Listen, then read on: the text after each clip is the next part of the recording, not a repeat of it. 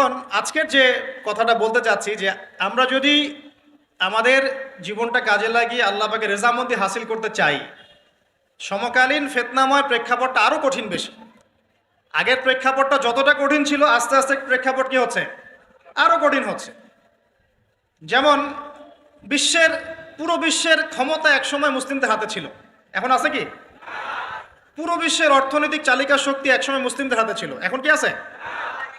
পুরো বিশ্বের আপনার বিজ্ঞান প্রযুক্তি বলেন, সামরিক বিষয়গুলো বলেন, সেনাবাহিনী বলেন, হ্যাঁ, রাষ্ট্রীয় কাঠামো বলেন, খেলাফা বলেন, যত বড় বড় কথা শব্দগুলো, এগুলো একসময় মুসলিমদের হাতে ছিল। কাদের হাতে ছিল?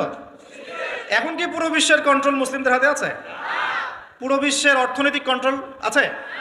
পুরো বিশ্বের পলিটিক্যাল কন্ট্রোল, পুরো বিশ্বের এই যে বড় বড় অস্ত্রশস্ত্রগুলো মুসলিমদের হাতে আছে? মিডিয়াগুলা, প্রযুক্তি? তো এখন প্রেক্ষাপট তাহলে আরো বেশি জটিল। তার উপরে আবার সামাজিক ফিতনা আছে, বেপর্দার ফিতনা আছে, সমকামিতা আছে, পর্নোগ্রাফি আছে, জুয়া আছে, কিশোর গ্যাং আছে, মাদকাসক্তের সয়লাভ আছে, বেপর্দা নারীদের সয়লাভ আছে, আছে না? মিডিয়ার প্রোপাগান্ডা আছে, জুলুম আছে, কত কি আছে। এই সব কিছু মিলায় এই যুগে তো চলা আরো কঠিন কিনা? এই যুগে চ্যালেঞ্জটা আরো কঠিন কিনা? এজন্যই এরকম একটা যুগের কথা বলে নবী সাল্লাল্লাহু আলাইহি ওয়াসাল্লাম সুসংবাদ দিয়েছেন আমাদেরকে। কি সুসংবাদ? নবীজি বলছেন, ইন্না মিন ওয়ারাকুম জামানা সাবরিন, বলেন সাল্লাল্লাহু আলাইহি ওয়াসাল্লাম, তোমাদের সামনে একটা কঠিন সময় আসছে, কঠিন সময়। উদাহরণ দিতে গিয়ে নবীজি বলছেন সময়টা এমন কঠিন যে হাতের মধ্যে আগুন ধরাটা যতটা কঠিন, হাতে ঈমান ধরে রাখা অত কঠিন হবে। আগুন ধরা কঠিন না সহজ? আগুন ধরা কঠিন না সহজ? নিঃসন্দেহে কঠিন। তাহলে ঈমান ধরে রাখাটাও হবে ওই রকম কঠিন। তার মানে বুঝতে পারছি এখন আমরা যারা ঈমান নিয়ে চলাফেরা করার দাবি করছি কিন্তু ওই রকম হিট ফিল করছি না, তাহলে ঈমানেও সমস্যা নাকি? আচ্ছা, নবীজি বলছে সুসংবাদ হচ্ছে ওই জামানাতে যদি তোমরা আমার সুন্নতের উপরে অটল থাকতে পারো, ভালো করে শোনেন দিনী ভাইরা, ওই রকম ফিতনাময় পরিবেশে কঠিন জামানায় যদি তোমরা আমার সুন্নত, আমার আদর্শের উপরে অটল থাকতে পারো, আল্লাহ পাক তোমাদেরকে 50 জন শহীদ সাহাবীর নেকি দিবেন ইনশাআল্লাহ। তাহলে আমাদের তো পথ পেয়ে গেলাম। আমরা কি এই সমাজ থেকে এখন পালিয়ে যাব, না এখানে থেকেই পরিবর্তনের চেষ্টা করব? কোনটা? ব্যাস, আমাদের কাজও পেয়ে গেলাম। এখন এই পুরো কাজ, নিজে আমল করা, দিন শেখা, পরিবার, সমাজ, দিনের দাওয়াত, এই সব কিছুকে একসাথে রেখে, সামনে রেখে মোটামুটি ভাবে 5টা কাজ আমাদেরকে করতে হবে। রাজি আছেন ইনশাআল্লাহ? কয়টা কাজ করবো ভাই? আসলে বললে অনেক বলা যায়, কিন্তু এতগুলো আপনি মনে রাখতে পারবেন না। আর আমি একটা জিনিস আপনাদেরকে বলে দেই যে একদিনের ওয়াজ মাহফিল দিয়ে দিন কায়েম হবে না। কথা বুঝতে পারছেন? এই যে ওয়াজ হলো, আয়োজন হলো, আপনারা আসলেন, লেকচার শুনলেন, আমি আসলাম 8 ঘন্টা জার্নি করে, আবার 8 ঘন্টা জার্নি করে গেলাম, 1-1.5 ঘন্টা আলোচনা করলাম, এটাই সব কিছু না। এখানে আপনাদের নিবেদিত প্রাণ কিছু ভাই তৈরি করতে হবে, যারা এখানে দিনের মেহনত করবেন, দাওয়াতের মেহনত করবেন, শিক্ষা প্রতিষ্ঠান গড়ে তুলবেন, একটা কমিউনিটি গড়ে তুলবেন, এক কথা একটা ইসলামী কমিউনিটি গড়ে তুলবেন। এটা না হওয়া পর্যন্ত একদিনের মাহফিল দিয়ে কিচ্ছু হবে না।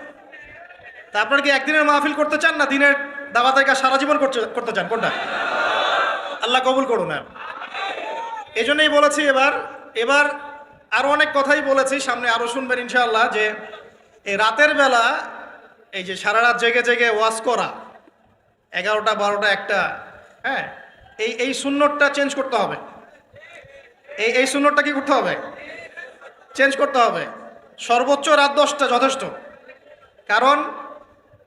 কারণ হচ্ছে এখান থেকে যদি বাসায় যাই, রাস্তায় তো আমার 4-5-6 ঘন্টা চলে যাবে, রাতের ঘুম নাই। এভাবে যদি দিনের পর দিন কেউ রাতে না ঘুমায়, শরীর ভালো থাকবে? ওই রকম সতেজ মাথা নিয়ে কি দিনের কাজ করতে পারবো? আর আপনারা রাত জেগে জেগে ওয়াজ শুনলেন, ফজরের নামাজ নাই, লাভ হলো? এজন্যে এবার অনেক মাহফিল আমি নিজেও ক্যান্সেল করে দিয়েছি। ভাই মাহফিল আমি এভাবে করতে পারবো না, আল্লাহর ওয়াস্তে মাপ চাই। যদি বাদ জোহর বা বাদ আসর বলেন, যেতে পারবেন। তাহলে বাসায় গিয়ে রাত্রেবেলা ঈশার নামাজ পড়ে ঘুমানো যাবে, ফজরের পর থেকে পড়াশোনা করা যাবে। মানে সুন্নতের খেলাফ কোনো কাজ করে কিন্তু দিন কায়েম হবে না। ইনশাআল্লাহ আমি আশা করি অন্যান্য ওলামায়ে কেরামরাও এগুলো নিয়ে কথা বলবেন এবং আমাদের এই যে চলমান একটা রাত জাগার একটা মানে খারাপ অভ্যাস, এটাকে দূর করতে হবে। এই জন্য 11টা ঠিক আছে, 11টা টাইম পারফেক্ট। তা আমরা ওই 5টা বিষয় শিখবো ইনশাআল্লাহ। তার আগে বলছিলাম একদিনের ওয়াজ দিয়ে কিচ্ছু হবে না, আপনাদের মধ্যে কিছু নিবেদিত প্রাণ মানুষ তৈরি করতে হবে। প্রত্যেকটা জায়গায় একটা করে দারুল ইলম মানে জ্ঞানের মার্কাজ দরকার। কিসের দরকার? এখানে মসজিদ, মাদ্রাসা, ঈদগাহ সব মিলে একটা ক্যাম্পাস থাকতে হবে। এখান থেকে দিনই ইলম শেখানো হবে, ছেলে মেয়েদেরকে দিন শিক্ষা দেওয়া হবে, মা বোনদের জন্য দিন শেখার ব্যবস্থা থাকবে, জেনারেল শিক্ষিত ভাইদের জন্য কোর্স থাকবে, দাওয়াতের মেহনত থাকবে। এভাবে যখন একটা কমিউনিটি গড়ে উঠবে তখন বাংলাদেশের মধ্যে আরো আমূল পরিবর্তন আসবে ইনশাআল্লাহ। আল্লাহ পাক আমাদের সবাইকে এই কথাগুলো বোঝার তৌফিক দান করুন।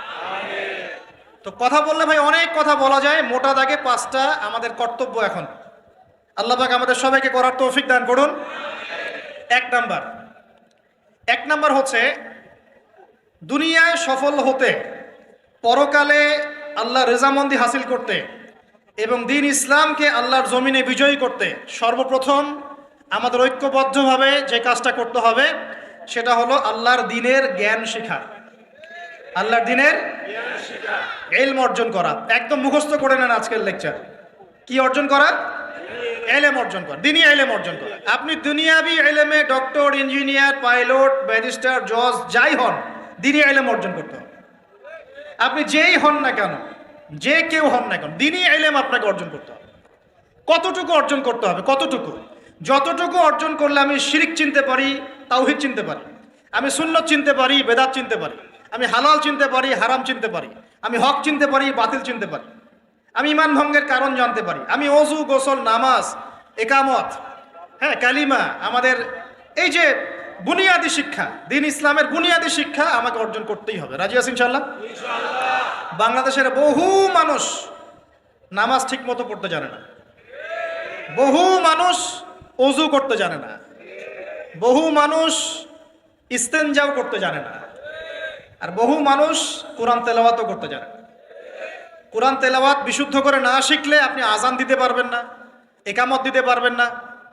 আপনি নামাজে দাঁড়িয়ে আল্লাহু আকবার বলে সানা পড়তে, সূরা ফাতিহা পড়তে, আরেকটা সূরা মেলাতে, রুকুর তাসবিহ, সিজদার তাসবিহ, তাশাহুদ, দুরুদ, মাসুরা এগুলো শুদ্ধ করে পড়তে পারবেন না। আর শুদ্ধ করে যদি না পড়েন অর্থ বিকৃত হয়ে যাবে প্রচুর। মানে আমরা তো নামাজকে কি যে বানিয়ে ফেলেছি, আল্লাহ মাফ করুন, সুবহানাল্লাহ। মানে নতুন নতুন কত শব্দ বের করে ফেলেছি নামাজের মধ্যে আর কি। একটু অর্থের পার্থক্যের কারণে ঈমান কুফরের মতো অবস্থা চলে আসতে পারে। বিশুদ্ধ করে তাজবিদ সহকারে কোরআন তেলাওয়াত করা শিখতে হবে প্রথমে। আপনাকে মাদ্রাসায় যেতে হলে যাবেন, মক্তবে যেতে হলে যাবেন, প্রয়োজনে টিচারকে বাসায় নিয়ে এসে যদি পড়তে পারেন পড়েন, যেভাবে হোক আপনাকে কোরআন তেলাওয়াত শিখতেই হবে। আল্লাহ পাক তৌফিক দান করুন। আমরা নামাজের মধ্যেই বলছি আলহামদুলিল্লাহ, আলহামদুলিল্লাহি রাব্বিল আলামিন। কি এটা? এটা কি পড়লেন মন্ত্র? আলহামদুলিল্লাহি রাব্বিল আলামিন এটা কি? আলহামদুলিল্লাহ। এই যে আলহামদু শব্দটা সঠিক করে উচ্চারণ করতে পারছেন অনেক। আলহামদু মানে সমস্ত প্রশংসা আল্লাহর জন্য। আলহামদুলিল্লাহ সমস্ত প্রশংসা। আলহামদুলিল্লাহ কি? আলহামদুলিল্লাহ মানে সমস্ত নিন্দা আল্লাহর জন্য। নাউজুবিল্লাহ। আমার কথা কি বিশ্বাস করছেন না? ওলামায়ে কেরামকে জিজ্ঞাসা করেন। কুল হু আল্লাহু আহাদ এটা কি? কুল হু আল্লাহু আহাদ মানে কি? তো কুল মানে খাও, কুল মানে কি? কুল হু আল্লাহু আহাদ, বলুন তিনি আল্লাহ এক। শব্দের অর্থ আছে তো? এখানে পেশাব করিবেন না, করিলে এত টাকা জরিমানা। কমাটা যদি নায়ের পরে নিয়ে বসাই তাহলে এখানে পেশাব করিবেন না, করিলে। আপনারা কি মনে করেন যে আরবির এরকম সিকোয়েন্স নাই? বলছে কুলহু সূরা, সূরাটার নাম কি কুলহু? কুলহু বলে কোনো শব্দ আছে? কুল একটা শব্দ, হুয়া আলাদা শব্দ। কুল হুয়া আল্লাহু আহাদ, কুল হুয়াল্লাহু আহাদ। এই তো আমরা কত ভুল করি পদে পদে। সামি আল্লাহু লিমান হামিদা আছে না? সামি আল্লাহ, আল্লাহ তার কথা শোনেন। লিমান হামিদা, যে তার প্রশংসা করে, মানে যে আল্লাহর প্রশংসা করে আল্লাহ তার কথা শোনেন। এন্ড আমরা শব্দ বানিয়েছি সামি আল্লাহ হুলিমান হামিদা। তো হুলিমান হামিদা কি শব্দ? হুলিমান হামিদা বলে কোনো শব্দ আছে? সামি আল্লাহু লিমান হামিদা, সামি আল্লাহু লিমান হামিদা। তো এই যে পদে, আমি বলতে গেলে নামাজ নিয়ে রাত পার হয়ে যাবে। পদে পদে পদে পদে আল্লাহু আকবার শব্দটা আল্লাহু আকবার, আল্লাহু আকবার বানিয়ে দেয়। আকবার, আকবার মানে কি? অনেকের আজান শুনে মনে হয় যে গিয়ে একটা পিটন লাগাই দিয়ে, একামত শুনলে মনে হয় যে একটা পিটন লাগাই দেয়। কাতকা মাতি সালা, কাতকা মাতি সালা, এটা আবার কি? এগুলো কি মানে এই যে এগুলো কেন হচ্ছে জানেন? একটাই কারণে, কারণ বিশুদ্ধ করে আমরা কুরআনুল কারীম তেলাওয়াত করা শিখছি না। তো দিন কায়েম করবে, দাওয়াতের কাজ, মেহনত, জিহাদ, একামতের দিন, কত বড় বড় কথা। আজ বেসিক এই কোরআন তেলাওয়াত করা শেখার নাম নাই। আমরা ইয়াংদের মধ্যে একটা সমস্যা দেখছি এখন, ফ্যান্টাসি। ফ্যান্টাসি ফ্যান্টাসি মানে আগে হয়তো মানে বিপথে ছিল, হেদায়েত পেয়েছে, ইসলামের দিকে এসেছে। এখন অনেক বড় বড় স্বপ্ন, মাশাআল্লাহ, স্বপ্ন দেখা ভালো, বড় বড় স্বপ্ন, বড় বড় ইচ্ছা। অনলাইনে বসে গরম করে ফেলছে একদম, ফেসবুক গরম, ইউটিউব গরম, হ্যাঁ, ব্লগ দিয়ে ভর্তি গরম। কিন্তু বেসিক যে কোরআন তেলাওয়াতটা করা শিখবে সেটা ঠিক নাই। 3 মাস কোরআনটা তেলাওয়াত করা শিখবে একজন আলেমের কাছে? নাই। একটা কোর্স লঞ্চ করে দেন 6 মাস, 6 মাস ক্লাস করবে না, প্রথমে 1 মাস ক্লাস করে পরের নাই, 5 মাস নাই। তো এইভাবে ভাই দিনের হয়তো সামান্য কিছু খেদমত হতে পারে, সামগ্রিক পরিসরে ইসলাম বিজয়ী হবে না। এক কথায় আমরা যদি এই যুগের আবু বকর, ওমর, ওসমান, আলী রাদিয়াল্লাহু আনহুম আজমাইন হতে না পারি, তাহলে এই যুগের সেই ইসলামী খেলাফা বাস্তবায়িত হবে না। এটা হলো মূল কথা। এই পথের প্রথম কাজটাই হচ্ছে দ্বীনি ইলম অর্জন করা। আর ইলম অর্জন করাটা আপনার জন্য কি? নফল, মুস্তাহাব, সুন্নত না ফরজ? এটা কে বলেছেন?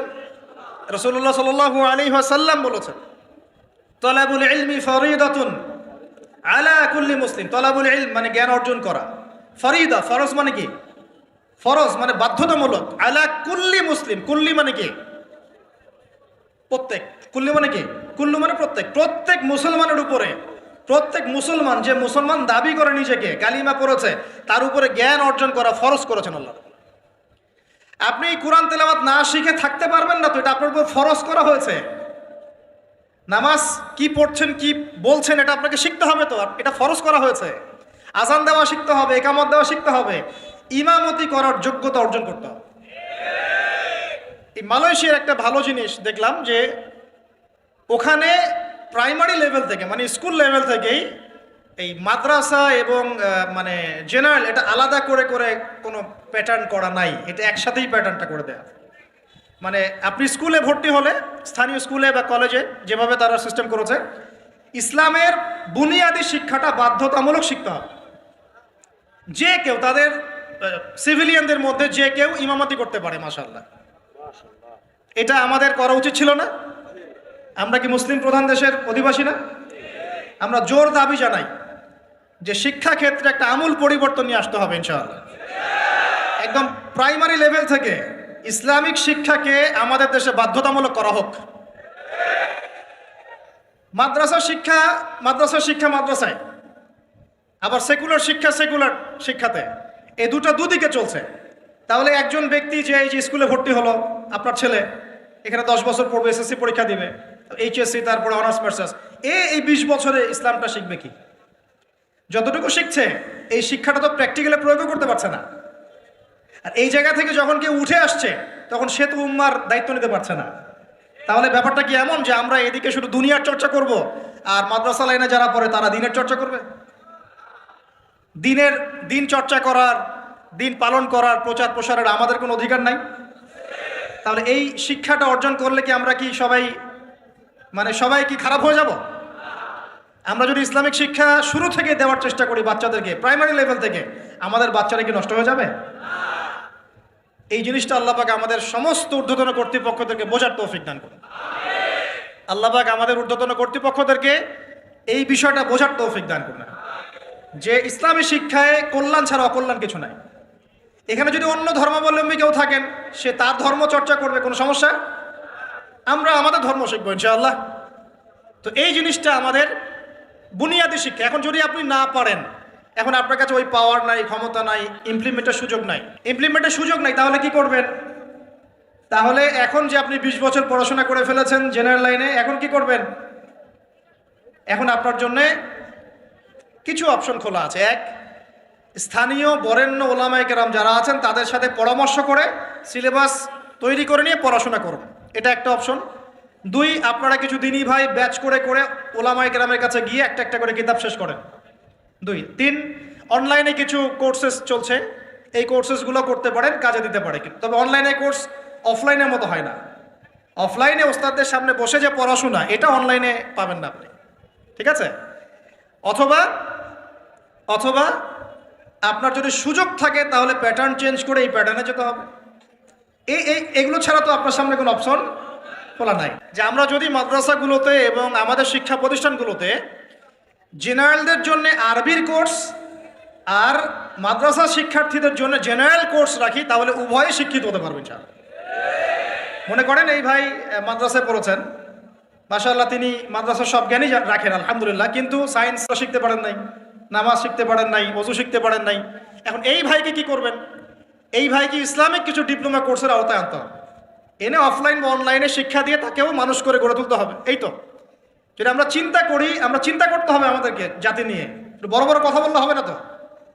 যুব সমাজের এখন যে অবস্থা, আপনি সামনে একটা ভয়ঙ্কর বিকলাঙ্গ যুব সমাজ দেখতে পারবেন। মস্তিষ্ক বিকৃত হয়ে গেছে এদের মোবাইল ফোন দিয়ে।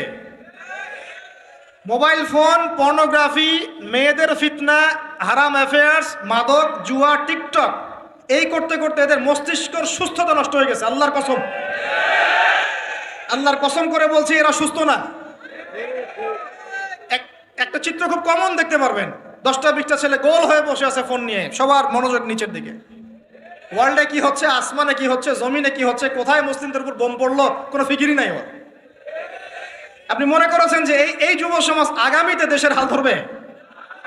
আমি হলফ করে বলতে পারি কোনোদিন দেশের উপকার করতে পারবে না। আপনি নষ্ট করে ফেলছেন যুব সমাজকে, নষ্ট করে ফেলছেন একদম।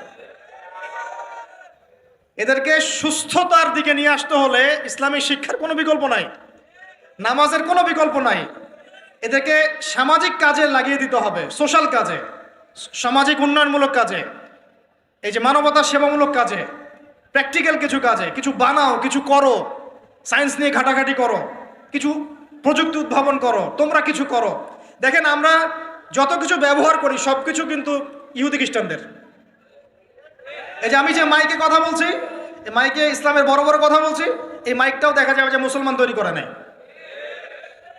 তাহলে এটা কি কাম্য ছিল? আর এই বিশ্বের যত শিক্ষার বুনিয়াদ, এই বুনিয়াদি শিক্ষা দিয়েছে মুসলিমরা। বিশ্বাস না করলে খালি আপনি 1200 বছর ইতিহাসটা পড়ে দেখেন। ইবনে সিনার নাম শুনেছেন? চিকিৎসা বিজ্ঞান দাঁড়িয়ে আছে ইবনে সিনার উপরে, নাম শুনে নেই? জাবির ইবনে হাইয়ানের নাম শুনেছেন? এই কেমিস্ট্রি না থাকলে আপনি ওষুধ তৈরি করতে পারবেন না। কেমিস্ট্রি না থাকলে কি পারবেন না?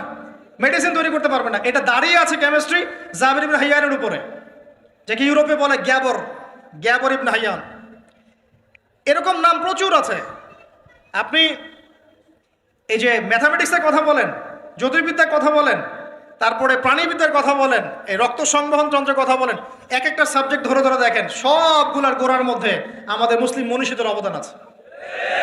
এমনকি এই যে পুরো বিশ্বের যে দর্শনগুলো চলছে, যত দর্শন, ফিলোসফিক্যাল থটস, আমরা ফিলোসফি পড়েছি, এই ফিলোসফিগুলোর গোড়ায় গিয়ে আপনি দেখবেন সব মুসলিম দার্শনিকদের নাম লেখা আছে। আমরা ইমাম গাজালির নাম জানি না, ইবনে রুশদের নাম জানি না, হ্যাঁ, আমরা অনেক কিছু জানি না। আসলে আমরা শেকড় ভুলে গেছি এখন। বিশ্বাস করেন, আমরা এই যে প্রযুক্তি, মোবাইল ফোন, টিকটক, মেয়েদের পিছনে ঘুরতে ঘুরতে, অ্যাফেয়ার, বাইক চালানো, আমরা আমাদের জীবনের লক্ষ্যই ভুলে গেছি। আল্লাহ পাক আমাদের যুব সমাজকে তাদের জীবনের লক্ষ্য বোঝার তৌফিক দান করুন। ভাই, আল্লাহ পাক আপনাকে এমনি এমনি সৃষ্টি করেন নাই, আমাকে এমনি এমনি সৃষ্টি করেন নাই। আল্লাহ পাক চান আমাদের কাছে আমরা যেন তার দ্বীনের জ্ঞান অর্জন করি এবং এই জ্ঞান অনুযায়ী আমল করি। এই আমলটা সমাজে ছড়িয়ে দেই, ইসলামের দাওয়াতের মেহনত ছড়িয়ে দেই, যাতে একটা সময় হলেও যেন আল্লাহর জমিন, আল্লাহর দ্বীন কায়েম হয়। এটা আল্লাহ পাক চান আমাদের কাছে। আল্লাহ পাক আমাদেরকে এই জন্য সৃষ্টি করেন নাই যে একটা মেয়ের জন্য আত্মহত্যা করে ফেলবেন। একদম একটা মোবাইল ফোন একটা মেয়েকে কিনে দিয়েছেন, তার জীবন নষ্ট করে ফেলেছেন। যে বাবারা মেয়েদেরকে ফোন কিনে দিয়েছেন জীবন নষ্ট করে ফেলেছেন, এবং তার মাধ্যমে আরো 10টা ছেলেরও জীবন নষ্ট করেছে। আর সত্যি কথা বলছি, এখন আমরা তো ঢাকা শহরে থাকি, মানে এখানে ছেলেদের চেয়ে মেয়েরা বেশি পথ। হ্যাঁ, খুব ভালো লাগে ওদের। কি ভালো লাগে? একটা ছেলের সাথে বাইকে করে ঘুরবে, টাকা খসাবে, এখানে ওখানে ডেট করবে, এগুলোতে খুব মজা পায়। এগুলোর জন্য কি তাকে সৃষ্টি করা হয়েছে? আপনি বলেন এই মেয়েদেরকে আপনি যখন ঘরে নিয়ে আসবেন, আমি নারী বিদ্বেষী কথা বলছি না, নারীদেরকে আমরা অনেক অনেক সম্মান করি, অনেক শ্রদ্ধা করি। আর আমাকে জন্ম দিয়েছেন একজন নারী, আমাকে দিনের পথে চলতে আত্মবিশ্বাস যোগায় পিছন থেকে ঘরের নারী যোগায় কি না? আমার নিজের কন্যা সন্তান আছে, আমরা মেয়ের বাবা। কিন্তু এখন যে টিকটক জেনারেশন মেয়েদেরকে আপনি তৈরি করছেন, ফোন হাতে তুলে দিয়ে ডেটিং করছে, বাইকের পিছনে ছেলের সাথে ঘুরছে, এখানে ওখানে ফ্রি ওপেন সেক্স করছে, কোনোদিন ধর্ষণের শিকার হচ্ছে, এই মেয়েদেরকে ঘরে নিয়ে আসার পরে এদের গর্ভ থেকে কি আপনি ইসমাইলের মতো সন্তান পাবেন? এদের সাথে তোমরাও দেখা যায় যে অনেক সময় প্রেম করতে ভালো লাগে, এই মেয়েদেরকে কেউ বিয়ে করবে না। এ ধরনের নারীদের সাথে মানুষ প্রেম করতে মজা পায়, কেউ সম্মান করে বিয়ে করতে চায় না। করলেও দেখবেন 2-1 বছরের মধ্যেই নাই সেই সম্পর্ক, গায়েব। তো অনেক দূর চলে আসলাম, এত দূর আসতে চাইনি, কথার পিঠে চলে আসলো যে সমস্যা হচ্ছে গোড়ায় আমরা আমাদের যুবক যুবতী, আমাদের ছেলে মেয়েদেরকে দিনই বুনিয়াদি ইসলামী শিক্ষা দিচ্ছি না। এটা শিক্ষা দেওয়ার দায়িত্ব প্রত্যেক পিতার, প্রত্যেক মাতার। সে মাদ্রাসায় পড়ুক আর জেনারেল লাইনেই পড়ুক, আপনাকে শিক্ষা নিশ্চিত করতে হবে। কিভাবে করবেন এই হেডেক এখন আপনার, আমার আর হেডেক নাই, আমি দিয়ে দিলাম হেডেক আপনাকে। এই হেডেকটা আমার মাথায় ছিল, আপনাকে দিয়ে দিলাম, আপনি চিন্তা করেন কিভাবে করবেন। এখন পারলে অফলাইনে করেন, না হলে অনলাইনে করেন। অনলাইনে, আচ্ছা আলোচনা চলে আসছে, একটা কথা বলে দিই, অনলাইনে অনেক রকম কোর্সেস চলছে। তবে আমি নিয়াত করেছি ইনশাআল্লাহ, আমি আরও কয়েকজন ওলামায়ে কেরামদের সাথে পরামর্শ করেছি এবং এখনও করে যাচ্ছি, কমপক্ষে বরেণ্য 8 থেকে 10 জন স্কলার বা আলেমদেরকে নিয়ে অনলাইনে ইনশাআল্লাহ আমরা একটা মাদ্রাসা খুলবো ইনশাআল্লাহ। এটা অফলাইন না, অনলাইন মাদ্রাসা। আমি নাম দিয়েছি তহা জিন্নুরাইন ইসলামিক অনলাইন মাদ্রাসা। আমি দোয়া করি আল্লাহর কাছে, আল্লাহ পাক যেন এই মাদ্রাসাকে কবুল করেন। এর ওসিলা করে আল্লাহ পাক লক্ষ লক্ষ কোটি কোটি যুবককে দ্বীনের জ্ঞান শেখার তৌফিক দান করেন, যুবতীদেরকে দান করেন, আমাদের ছোট ছোট সোনামণিদেরকে দান করেন। যারা অফলাইনে দিন শিখতে পারছে না, আল্লাহ যেন অনলাইনে শেখার তৌফিক দান করেন। তো এখানে বেশ কয়েকটা লেভেলে বেশ কয়েকটা কোর্স লঞ্চ করা হবে ইনশাআল্লাহ। যেমন বাচ্চাদের জন্য বুনিয়াদি নুরানি কোর্স। আপনার বাচ্চা আছে ছোট, 4 বছর 5 বছর বয়স, ভর্তি করায় দিলেন, নুরানি কোর্স করবে, কোরআন তেলাওয়াত করা শিখবে। এরপরে একটা হিপসের কোর্স, আপনি অনলাইনেই হিপস করবেন। যাদের বয়স 10 বছর হয়ে গেছে, 12 বছর 15 বছর, অনলাইন হিপস করবেন। আপনি চাইলে আপনার বয়স যদি 30-40 হয় আপনিও করতে পারবেন, তো আপনার ব্যাচটা আলাদা হবে। এরপরে হচ্ছে আমাদের জেনারেল ভাইদের জন্য, জেনারেল শিক্ষিত দিনী ভাইদের জন্য ইসলামিক ডিপ্লোমা কোর্স। এটা কেমন? এখানে 4-5টা লেভেল থাকবে। লেভেল 1 মনে করেন, এখানে আপনার বুনিয়াদি জিনিস, আপনার আকীদা, আপনার কোরআন তেলাওয়াতের জ্ঞান, আপনার দৈনন্দিন জিকির আজগার, নামাজ, আপনার হাদিসের মধ্যে ফয়জুল কালামের মতো বই, ঠিক আছে, ইসলামের ইতিহাস, তারপরে ফিকহের মধ্যে ফিকহুল মুয়াসসার, এই ধরনের বই। মানে প্রাথমিক বুনিয়াদি যে জ্ঞানটুকু মাদ্রাসা দেওয়া হয়, এটা ইনশাল্লাহ শিখবেন। এটা শেষ করার পরে যাবেন লেভেল 2। লেভেল 2তে গিয়ে আরও হাই ক্লাস কিছু বই পাবেন, ওখানে আরও কিছু সাবজেক্ট অ্যাড হবে, ইসলামিক পরিবার, ইসলামিক অর্থনীতি, ঠিক আছে, ইসলামিক জিওপলিটিক্স, এসক্যাটোলজি, এরকম কিছু সাবজেক্ট আসবে ইনশাল্লাহ। এটা দিয়ে আবার কপি করে সবাই বানানো শুরু করে দিয়েন না, আমি তো বলে দিচ্ছি আর কি। আর বানালেও আলহামদুলিল্লাহ কোনো সমস্যা নাই, এটাও দিনের খেদমত হবে ইনশাআল্লাহ। একজনকে দেখে যদি আরও 10 জন শেখে, সমস্যা কোনো সমস্যা? এভাবে লেভেল 3তে গিয়ে আপনি মাদ্রাসায় যেগুলো নাহু, হেদায়েতুন নাহু, হেদায়া কুদুরি, এই ধরনের বইগুলো পড়ানো হয়, এগুলো শিখবেন ইনশাআল্লাহ। শেষ লেভেলে গিয়ে আপনি জালালাইনের মতো তাফসীর শিখবেন ইনশাআল্লাহ। মানে একজন মৌলানা সাহেব বলতে বোঝাচ্ছি, আমি তো আপনাকে ফকিহ বা মুফতি বা মুহাদ্দিস এরকম লেভেলের কথা বলছি। একজন আলেম একজন জাননেওয়ালা বুঝওয়ালা মানুষ যতটুকু দিনের জ্ঞান অর্জন করেন ইনশাআল্লাহ এই জ্ঞানটুকু আপনি লেভেল 1 2 3 4 5 এভাবে আপনি অর্জন করবেন ইনশাআল্লাহ। এভাবে যদি আমরা পুরো বাংলা ভাষাভাষীদের মধ্যে পুরো ওয়ার্ল্ড ওয়াইড এটাকে ছড়াতে পারি ইনশাআল্লাহ আগামী 5 বছরের মধ্যে আমরা আশাবাদী কমপক্ষে 1 লক্ষ মানুষ তো দিন শিখবে ইনশাআল্লাহ। আল্লাহ পাক আমাদেরকে তৌফিক দান করুন। এবং এগুলো হবে খুব স্বল্প মেয়াদী, 6 মাস 4 মাস 6 মাস এরকম কোর্স, যাতে আপনি বিরক্ত না হন। কারণ আমি অভিজ্ঞতা থেকে দেখেছি 1 বছরের কোর্স মানুষ করতে চায় না। দিনী বোনদের জন্য কোর্স থাকবে এবং দিনী বোনদের ক্লাস নেবেন মহিলা টিচাররা ইনশাআল্লাহ। দিনী বোনদের ক্লাস নেবেন মহিলা টিচাররা ইনশাআল্লাহ। যদি কেউ প্যারেন্টিং নিয়ে কোর্স করতে চান প্যারেন্টিং কোর্স থাকবে, সন্তান প্রতিপালন। যদি কেউ পরিবার নিয়ে কোর্স করতে চান ফ্যামিলি ডেভেলপমেন্ট কোর্স থাকবে। ইসলামিক ইকোনমিক্স নিয়ে কোর্স করতে চান ইসলামিক ইকোনমিক্সে কোর্স থাকবে। ইসলামিক ফাইন্যান্স শিখতে চান সেটা থাকবে ইনশাআল্লাহ। এক একটা ডিপার্টমেন্টে এক একটা কোর্স নিয়ে আমরা এই মাদ্রাসা লঞ্চ করবো ইনশাআল্লাহ তাআলা। আল্লাহ পাক এটাকে কবুল করুন, আমিন। এবং এর পাশাপাশি এই সিলেবাসগুলো আমি নিয়াত করেছি উন্মুক্ত করে দিব। যে কোনো প্রতিষ্ঠান, দিনী প্রতিষ্ঠান, সেটা হোক ইসলামিক স্কুল বা ইসলামিক কলেজ বা মাদ্রাসা, তারা যদি এই কোর্সগুলো করতে চায়, করাতে চায়, সিলেবাস নিয়ে তারা লঞ্চ করতে চায় ইনশাআল্লাহ তাদের জন্য উন্মুক্ত করে দেওয়া হবে ইনশাআল্লাহ, যাতে করে সারা দেশের বিভিন্ন জায়গায় কোর্সগুলো ছড়িয়ে পড়ে। আমি জ্ঞানতাত্ত্বিক কথা এজন্য বললাম বেশি করে, প্রথম ফরজ আপনার উপরে ইকরা বিসমি রাব্বিকাল্লাযী খালাক। এখন চিন্তা করেন হেরা গুহায় নবী সাল্লাল্লাহু আলাইহি ওয়াসাল্লাম বসে আছেন, জিবরাইল আলাইহিস সালাম এসে তার সামনে প্রথম যে আয়াতটা ওহী করলেন সেই আয়াতটা নামাজের আয়াত ছিল না, সে একটা যাকাতের আয়াত ছিল না, সেই আয়াতটা রোজা রাখো আয়াত ছিল না, এমনকি মূর্তি পূজা করো না এমনও ছিল না। কি ছিল ভাই? ইকরা, আপনি পড়ুন, আপনি পড়ুন, হে নবী আপনি পড়ুন। নবীজি কিন্তু পড়তে জানতেন না, আপনারা জানেন কি? নবী সাল্লাল্লাহু আলাইহি ওয়াসাল্লাম কিন্তু লিখতে পড়তে জানতেন না। আল্লাহ পাক এমন একজন মানুষকে সুবহানাল্লাহ শেষ নবী করেছেন যিনি লিখতে জানতেন না, পড়তে জানতেন না, যাতে কাফেররা এই অপবাদ দিতে না পারে তুমি আগের কিতাবগুলো থেকে দেখে দেখে লিখে নিয়ে আসছো। সুবহানাল্লাহ, আল্লাহু আকবার। তো নবী সাল্লাল্লাহু আলাইহি ওয়াসাল্লাম বলেন মা নবী কারি, আমি তো পড়তে জানি না। তিনি কি বলছেন? সহিহ বুখারী খুলে দেখেন দ্বিতীয় হাদিসটা, মা নবী কারি, আমি তো পড়তে জানি না। তারপরেও জিবরাইল আলাইহিস সালাম বলেন ইকরা, আপনি পড়ুন বিসমি রাব্বিকাল্লাযী খালাক, আপনার রবের নামে যিনি আপনাকে সৃষ্টি করেছেন। সুবহানাল্লাহ। সর্বপ্রথম এই জ্ঞানতাত্ত্বিক বিপ্লব হয়েছে মক্কার মাটিতে, তখনই আবু বকর, ওমর, ওসমান, আলীর মতো সাহাবী তৈরি হয়েছে। জ্ঞান ছাড়া শুধু বড় বড় কথা দিয়ে আর জ্ঞানহীন আমল দিয়েও কোনো কাজ নাই। জ্ঞানহীন আমল দিয়ে কিন্তু খুব একটা কাজ হয় না। আপনি হয়তো মনে করছেন যে আমি ইমাম সাহেবকে জিজ্ঞাসা করে নেবো, ব্যাস হয়ে গেল। কিন্তু জ্ঞান অর্জন করে আমল করার যে স্বাদ আর জ্ঞানহীন আমলের স্বাদ কখনো এক না। শুধু একটা হাদিস শোনা যান যে মেসওয়াক করি আমরা, যে দাঁত ব্রাশ করি, মেসওয়াক করি, যে ব্যক্তি মেসওয়াক করে এটা আল্লাহর কাছে অনেক বেশি পছন্দের। আল্লাহ পাক ভালোবাসেন মেসওয়াক করনেওয়ালাকে।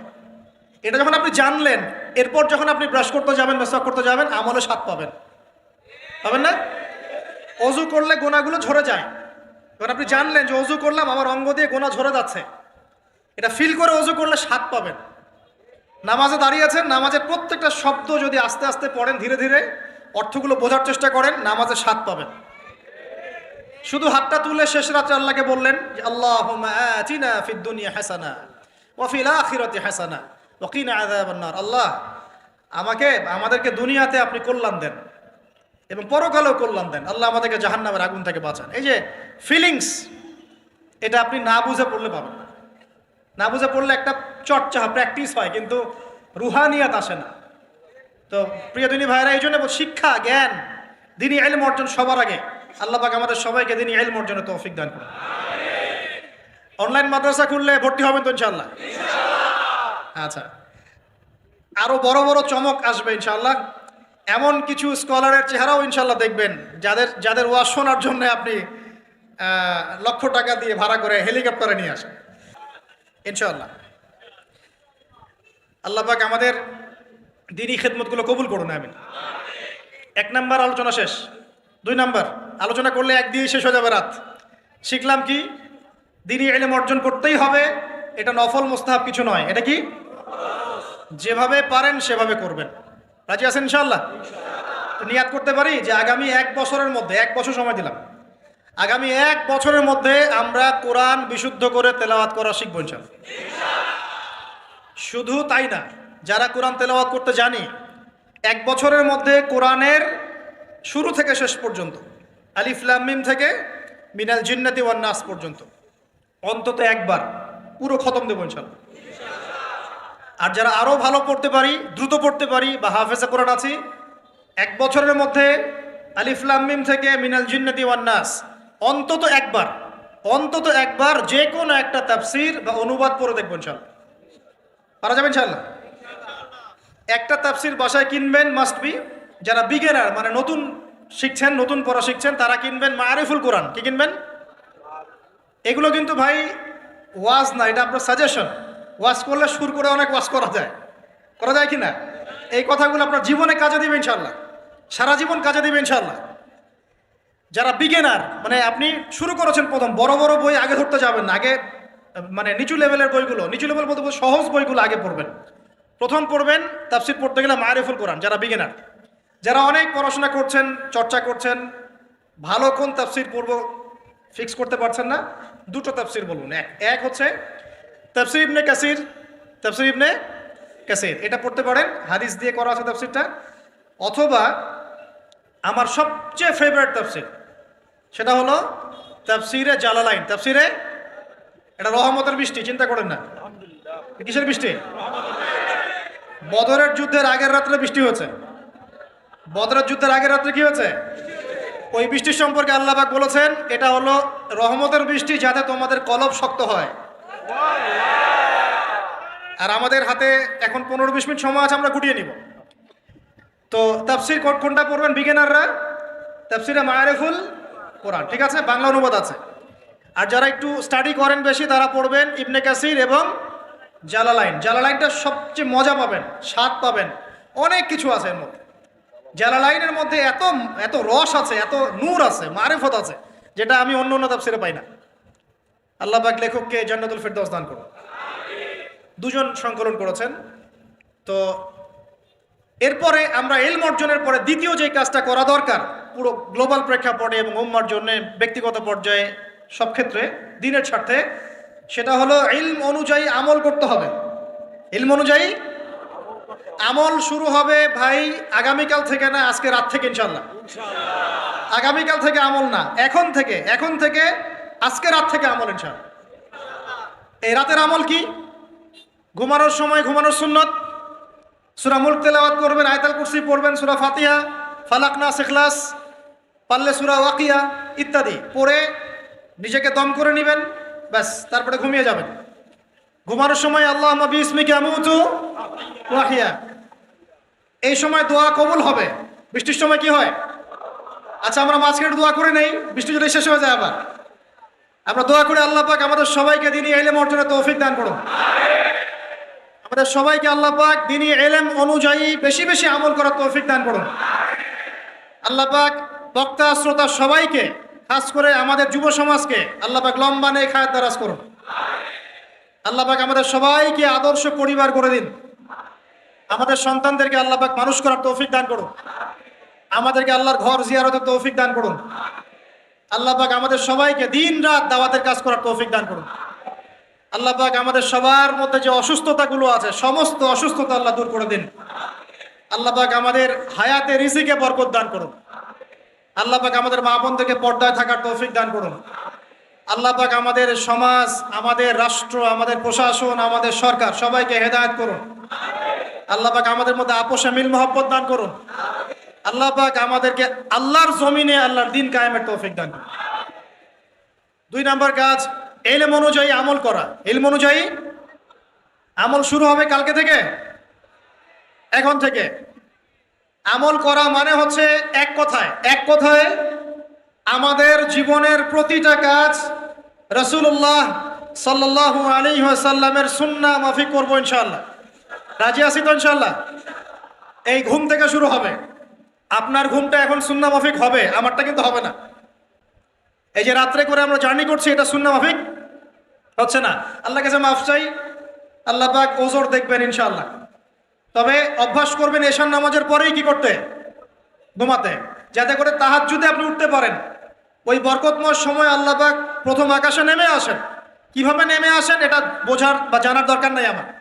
আল্লাহ পাকের রহমত নেমে আসে। আল্লাহ রাব্বুল আলামিন আহ্বান করতে থাকেন, কে আছো আমার কাছে কিছু চাইবে আমি তোমাকে দিব, কে আছো আমাকে ডাকবে আমি তোমার ডাকে সাড়া দিব, কে আছো আমার কাছে ক্ষমা চাইবে আমি তোমাকে ক্ষমা করে দিব।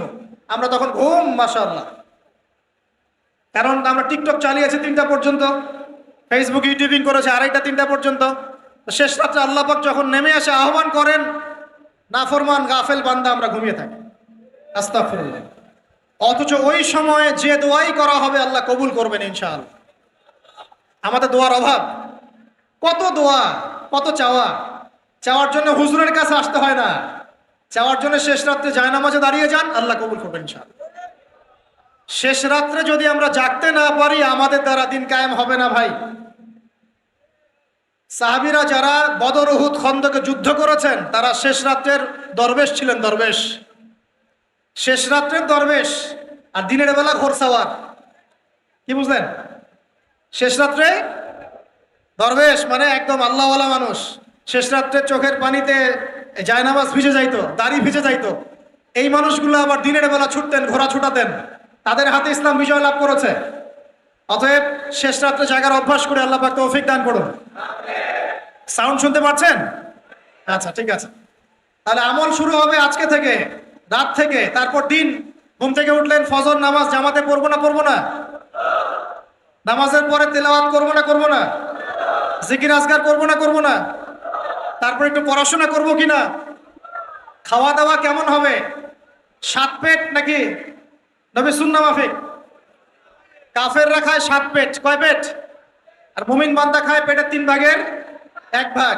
খাওয়ার টেবিলে হেরে গেলে যুদ্ধের মাঠে জিততে পারবেন না। খাওয়ার টেবিলে হেরে গেলে যুদ্ধের মাঠে জিততে পারবেন না। যুদ্ধ মানে আদর্শিক যুদ্ধের কথা বলছি, ইলেকশনের যুদ্ধের কথা বলছি না, ঠিক আছে? আল্লাহ মাফ করো। তো এই সিজনগুলো আসলে অনেক ভাই মারা যায়, মারা যায় কিনা? আল্লাহ পাক আমাদেরকে আপোষের এই ফিতনা থেকে হেফাজত করুন।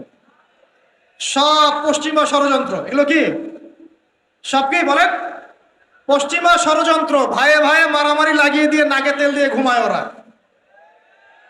ভাইয়ে ভাইয়ে মারামারি লাগিয়ে দিয়েছে, ভাই ভাই, মুসলিম মুসলিম, ভাই ভাই। ওরা এখন মারামারি কর, আমরা নাকে তেল দিয়ে ঘুমাই। এই হলো অবস্থা। আর আমরা বুঝতেও পারছি না যেটা আমরা ওদের ষড়যন্ত্রের মধ্যে পড়ে গেছি। আল্লাহ আমাদেরকে মাফ করুন।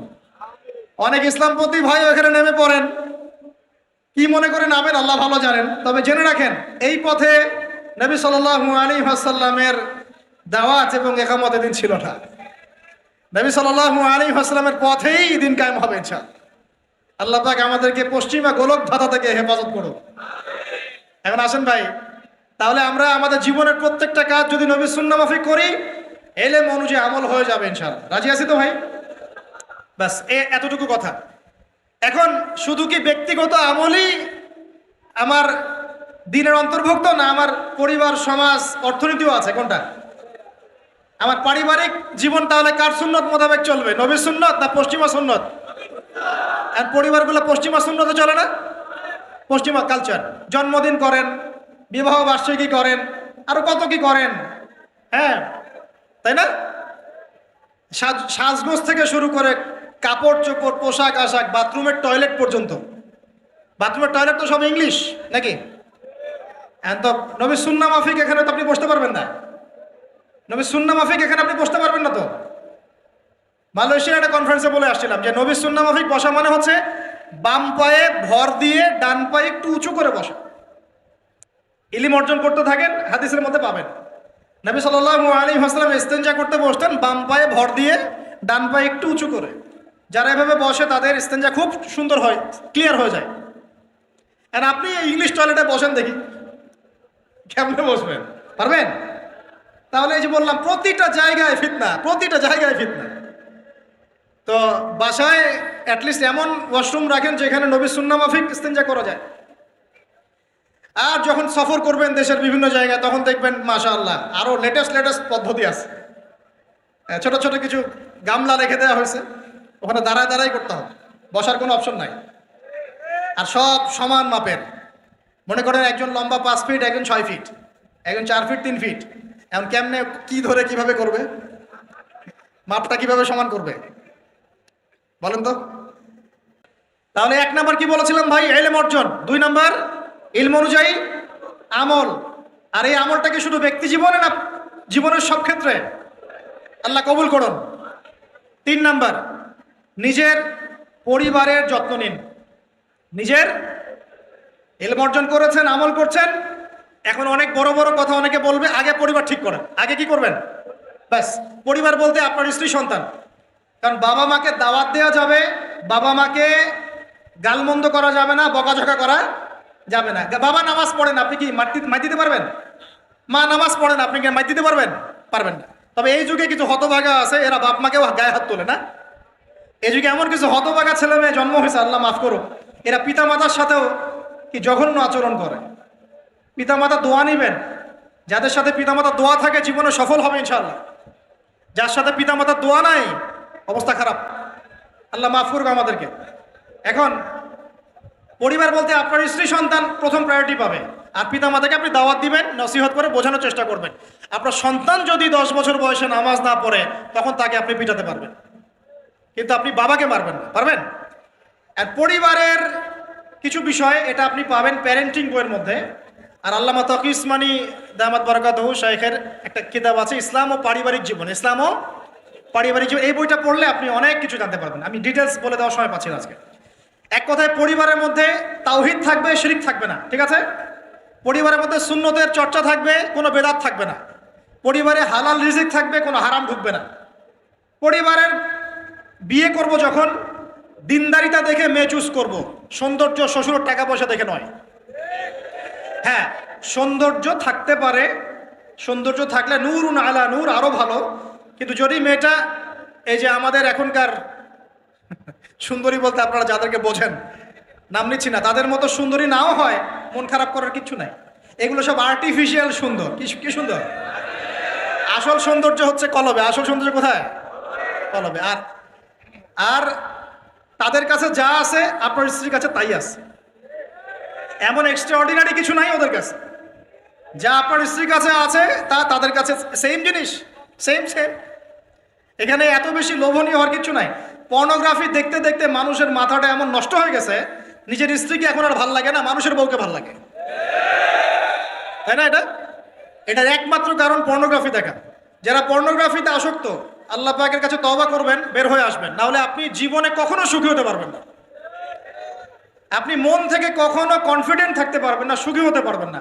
আল্লাহর সামনে দাঁড়ায় চোখের পানি ফেলতে পারবেন না, চোখটা নষ্ট হয়ে গেছে। তো আল্লাহ পাক আমাদের যুবক ভাইদেরকে পর্ন থেকে হেফাজত করুন। নিজের দৃষ্টি নত রাখবেন, ইনশাআল্লাহ আল্লাহ পাক আপনাকে খাদিজা রাদিয়াল্লাহু আনহার মতো স্ত্রী দিবেন ইনশাআল্লাহ তাআলা। আল্লাহর প্রতি ভরসা রাখেন, আল্লাহ পাকের কাছে যা চাবেন ইনশাআল্লাহ পাবেন। আল্লাহর প্রতি যে ধারণা রাখবেন আল্লাহ তেমনই হবেন ইনশাআল্লাহ। কেউ যদি ধারণা রাখে আল্লাহ আমার সাথে নাই, আল্লাহ আমাকে দিবে না, আল্লাহ তার সাথে থাকবে না। কেউ ধারণা রাখে আল্লাহ আমার সাথে আছে, আল্লাহ আমার সাথে আছে, আল্লাহ আমাকে বুঝেন, আল্লাহ আমাকে দিবেন, আল্লাহ অবশ্যই দিবেন ইনশাআল্লাহ। ওয়া মান ইয়াতাওয়াক্কাল আলাল্লাহি ফাহুয়া হাসবুহ, যে ব্যক্তি আল্লাহর প্রতি তাওয়াক্কুল করে আল্লাহ তার জন্য একদম যথেষ্ট হয়ে যাবে। হাসবুনাল্লাহ ওয়া নি'মাল ওয়াকিল, বলেন হাসবুনাল্লাহ ওয়া নি'মাল ওয়াকিল। স্ত্রী চুজ করবেন কি দেখে? শ্বশুরের টাকা, যৌতুক নেবেন, দিনদারিতা। আর দিনদারিতা কি বাইরের বোরখা দেখেই ফিক্স করা যাবে? বোরখাওয়ালা মেয়েরা তো এখন গ্রামে গঞ্জে, হাট বাজারে, সব জায়গায় কফি শপে বসে বসে ডেটিং করছে না? বোরখাওয়ালা মেয়েদের কত ড্যান্স দেখা যায় ইউটিউবে, অনলাইনে। ভাই এগুলো আমি দেখি না, কিন্তু চোখে পড়ে যায় মাঝে মাঝে। 3 নাম্বার কি বলেছি ভাই? বলেন, আদর্শ পরিবার গঠন করা।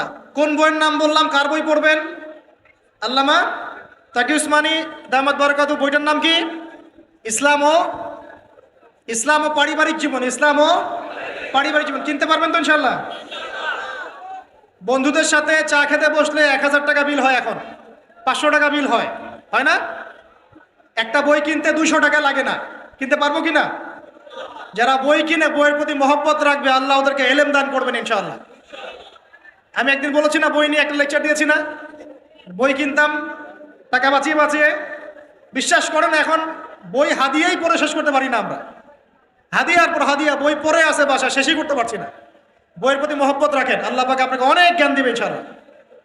4 নাম্বার, খুব শর্ট করে শেষ করি। চার হচ্ছে আমাদের রিজিকটা হালাল করতে হবে। রাজি আছি ইনশাআল্লাহ?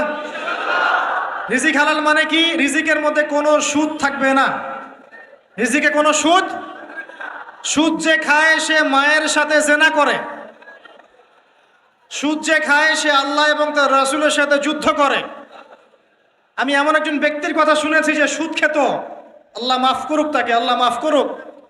আমাকে বলেছেন একজন, আমি শুনেছি এটা, যে ইন্তেকালের পরে দুনিয়াতেই পেটটা ফুলে গিয়েছে। নাউজুবিল্লাহ, আল্লাহ হেফাজত করুন।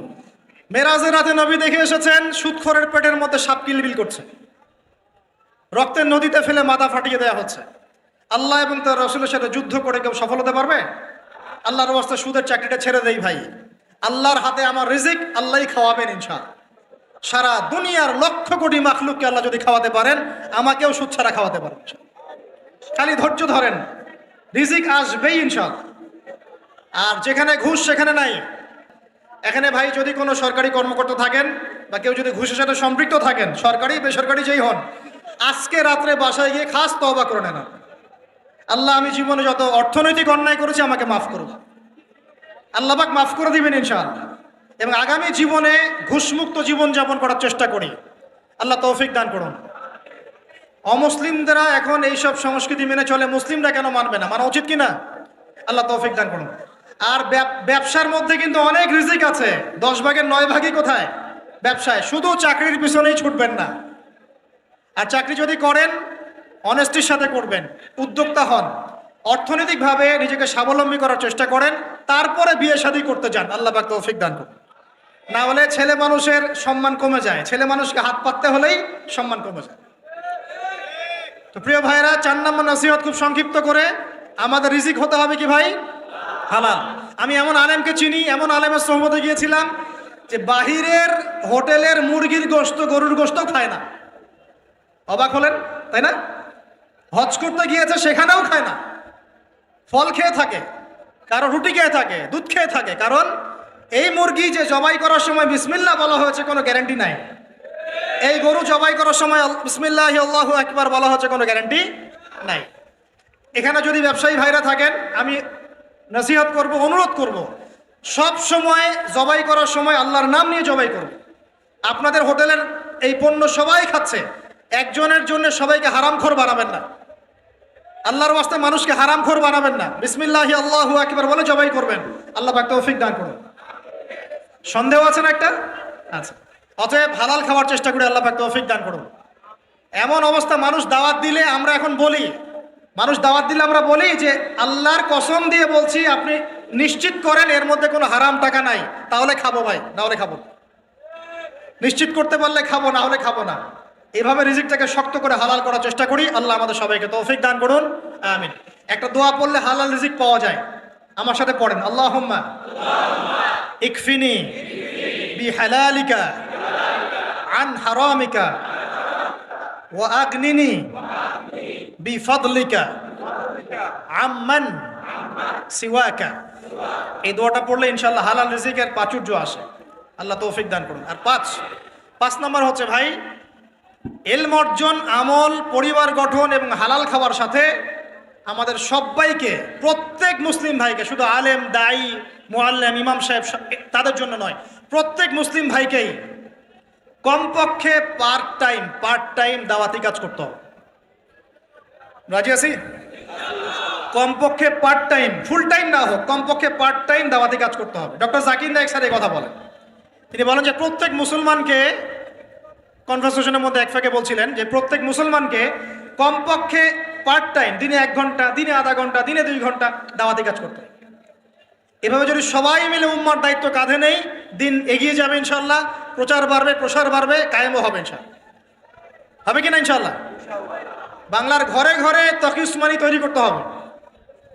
হাফিজাহুল্লাহ, পারবেন তো? বাংলার ঘরে ঘরে বড় বড় আলেম তৈরি করতে হবে। বাংলার ঘরে ঘরে আলেম তৈরি করতে হবে, ঘরে ঘরে আলেম। আল্লাহ পাক তৌফিক দান করুন।